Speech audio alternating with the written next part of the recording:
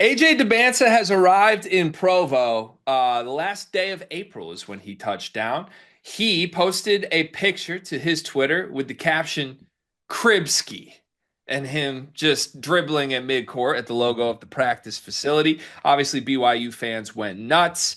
Uh, Look, let's just call this what it is. Is it newsworthy that a player attending his college arrived to his college?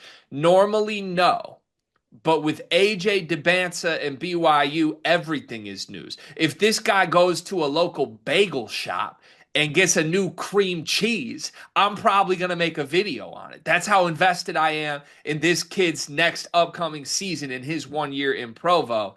And I have some questions for you as follow ups to him arriving in Provo at this time in this way, Dion. But first, your reaction. Are you as excited for Dybantsa in Provo right now as I am? I liked the tweet immediately. I turned on Dybans's notifications about a week ago.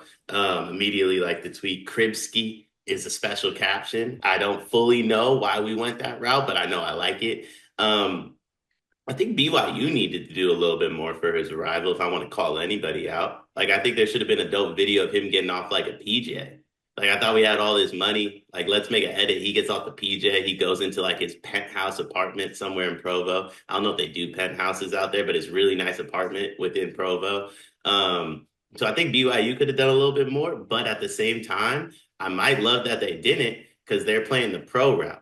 Like we shouldn't have to sell you on all the nice stuff we do. That's what we do. That's a Tuesday afternoon for us. That's it. Everywhere else has to sell you on the nice stuff they do for guys. So I'm all in on it. I think BYU is going to be special next year. Well, there is one thing that BYU appears to have done for AJ. And I don't know how I feel about this, but I'm just going to read what I just saw.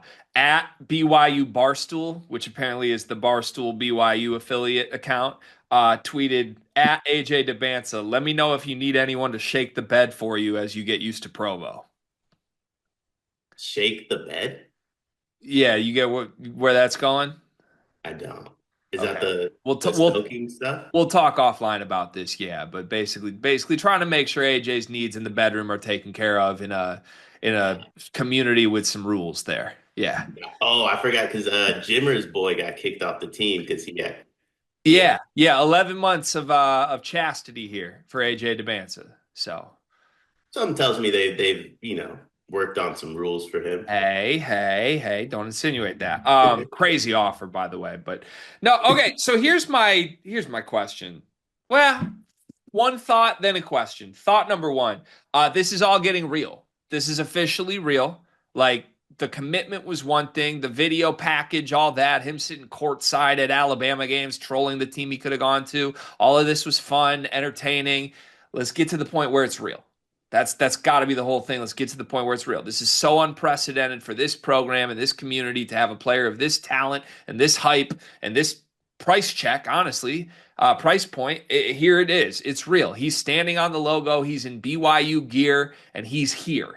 Now it's real. Now there's some level of expectations that comes with this. Now there's some weight that comes to this, but it's real and it's here and it's exciting. My question is this. It's April 30th when he arrived. Now it's May 1st, the day we're recording this video. Uh Darren Peterson and Lawrence yet?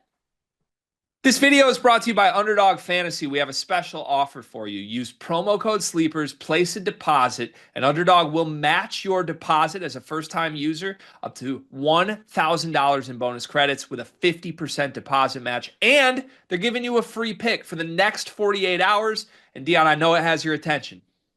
It's Steph Curry to score 1 point in game six, an elimination game at the crib. That's what we do. We've been beating the Rockets for a decade. Night, night. 1 point from Steph Curry, you win your free pick. Promo code SLEEPERS. Make sure you don't miss out. Let's get back to the video. Oh, no. Cam Boozer in Durham yet? Darius Acuff in Fayetteville yet? Nate Amen in Knoxville yet? Is any of those guys in their college yet? I'll tell you right now, Darren Peterson showing up at the last second. That's an alpha. He's letting Bill Self know, like, hey, I'll be there when I'm ready. Well, that's kind of my point here, I think, right? Like, Dybantsa, maybe this is part of just he's been living in Utah with Utah prep and all that, but like, Dybansta would have had every reason to just sort of go through the motions and get through my 5 months in Provo and go straight to the league. Everybody knows I'm an NBA player. I'm here for the paycheck. Let's get through this. Have a good year. It'll be fun. All that. Nobody would blame him for that. Nobody would blame him if he showed up in September, right? He's here in April. Like he presumably is as willing to be invested in this experience as BYU themselves are. Otherwise, you don't show up in April for this. And it honestly feels a little bit unprecedented. Like I can't really recall a five-star arriving this early and spending the full summer, even though you know you're the projected number one pick. I think that's awesome. Two things. One, it feels less real to me. Um, it feels less real to me that he's on now that he's on campus than when he just committed. I don't know why, but now it feels less real. Um, um, check the group chat, Carter. Oh, I'll get there. I'll get there. Second thing, this is what Dybansta explained to us. It's bigger than just playing basketball. It's the development that BYU brings to the pro level. And it's what they bring to you in a professional aspect. And I've been listening to a lot of podcasts about Jonathan Kuminga lately because he doesn't play professional basketball, in my opinion.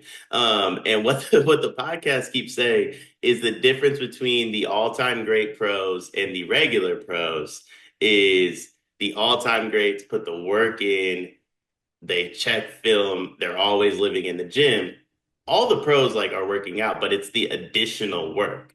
And I think what we're seeing is the difference between the number one prospect, who's this like I should be in the Olympics guy in 2028, and the third and fourth ranked prospects, who I still think are phenomenal, are going to be stars in the NBA. But we have to remember there's levels to this. Dwayne Wade is a first ballot Hall of Famer. He played with maybe the greatest player of all time in LeBron James. There's levels to everything. If Darren Peterson and Cam Boozer are Hall of Famers, AJ Dybantsa is working like he wants to catch Bron. He wants to catch MJ. And I just think we're seeing that slight little difference play out right in front of us. Yeah, I think that's totally a great point. Like, look, for better or for worse, AJ Dybantsa at BYU this season, however it goes, this year, is going to become a case study. And I think in my head, the case study originally, Dion, was just going to be how many games do they win? Is he drafted first? What are his stats and how many games do they win? But no, if it goes well, the actual case study will have started in the offseason because then there's some substance to like, guess what? When you're a lottery pick and you come to BYU, you get this added extra value add of coming in the summer. Right? This is kind of Michigan did this for years when they were putting guys in the pros. Trey Burke, Nick Stauskas, Glenn Robinson III, Tim Hardaway Jr., Karis LeVert. I can keep naming guys. The sell was Camp Sanderson. The sell was you commit to Michigan. Guess what? I need 3 months to turn you from a high school kid into a professional basketball player. And right now, I think BYU has some sort of pitch that clearly a kid that's already pro ready and AJ Dybantsa is bought into to the point of going and promoting this. Look, this team has all the hype in the world. They're preseason top five team. Dybantsa's a stud. We know that.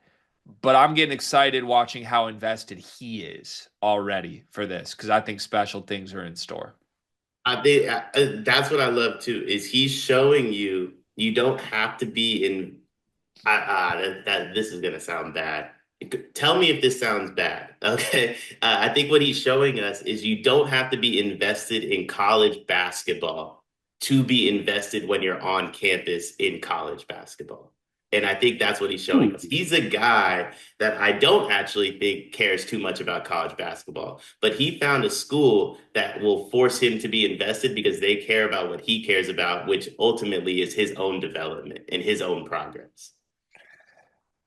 Yeah, except what if he is invested in college basketball?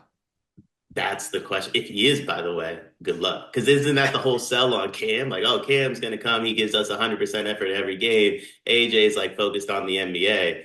If that flips, respectfully to Cam Boozer, I don't think he's touching AJ Dybantsa. Yeah, you might be right. which is bad for my old narratives. But now I keep looking at that picture of AJ. I don't think I care about my old narratives. I need some BYU gear quickly.